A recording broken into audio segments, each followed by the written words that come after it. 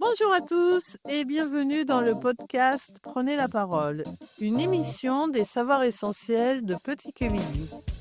Aujourd'hui, nous parlons d'un sujet qui nous concerne tous, les cadeaux.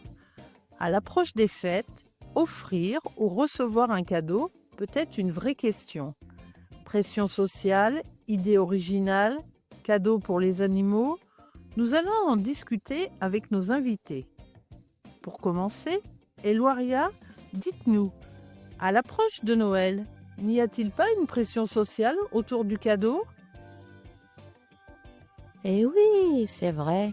On se sent un peu obligé de faire des cadeaux, surtout à Noël ou à l'Eid. Et Black Friday, avec ses prix cassés, est pratique. On peut acheter des cadeaux moins chers. Et quand on n'a pas beaucoup d'argent, on peut aussi fabriquer soi-même un cadeau. Oui, inutile de casser sa tirelire pour les cadeaux. Justement, Samia, que pensez-vous des cadeaux faits maison ? C'est une très bonne idée. Moi, par exemple, j'ai fait une écharpe au crochet personnalisée avec le prénom de la personne. Ça fait plaisir à celui qui reçoit, mais aussi à celui qui offre. Un cadeau fait main montre qu'on a pris de temps pour la personne, qu'il est importante. C'est unique et spécial. Oui, vous avez tous un talent manuel. Alors, lancez-vous. Et les cadeaux insolites, drôles ou inattendus ? Sophia, qu'en pensez-vous ? J'adore. Un cadeau drôle et inattendu peut rendre la fête plus amusante. Par exemple, une tasse magique.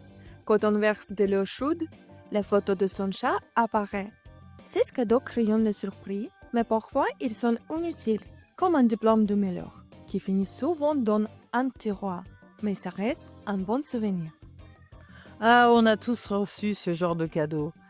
Et si on reçoit un cadeau qui ne nous plaît pas ? César, que faites-vous ? D'abord, j'apprécie l'intention et remercie la personne qui me l'a offert. Ensuite, je lui dis que j'ai déjà ce cadeau.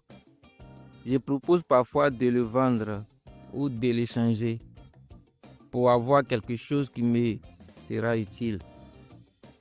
Justement, Sonia, la revente des cadeaux, est-ce courant ? Oui, de plus en plus, les gens revendent un cadeau en double ou qui ne leur correspond pas. C'est aussi pour récupérer un peu d'argent après les fêtes. Et c'est un geste écologique. On évite le gaspillage. Inutile donc de laisser les cadeaux dans un placard. Et les cadeaux pour les animaux, Tavi, qu'en pensez-vous ? Offrir un cadeau à son animal, c'est normal pour beaucoup de gens. On considère souvent son animal comme un membre de la famille.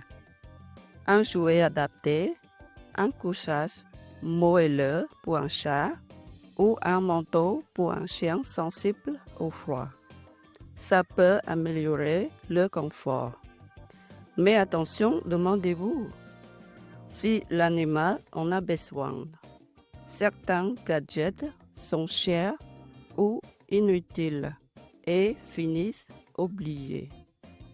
Pensez à vos animaux. Enfin, Francéliane, comment reçoit-on un cadeau dans différentes cultures ? C'est une question très intéressante. Dans le monde, les traditions autour des cadeaux sont très différentes. Par exemple, en France, on ouvre souvent le cadeau tout de suite devant la personne qui l'offre. C'est une manière de partager la joie. Au Japon, c'est différent. On reçoit le cadeau avec les deux mains. On remercie, mais on ne l'ouvre pas devant la personne. C'est une question de politesse. Et dans l'autre culture, comme l'Amérique latine, les cadeaux sont souvent accompagnés d'un mot ou d'une carte avec un message personnel. Ce qui est commun partout, c'est l'intention. Le cadeau est un symbole d'affection, pas seulement un objet. Et vous, cher auditeur, quel est le cadeau qui vous a le plus ému ? Celui que vous avez laissé dans un placard ou celui que vous avez offert à votre animal ? Voilà, notre émission est terminée. Merci de nous avoir écoutés.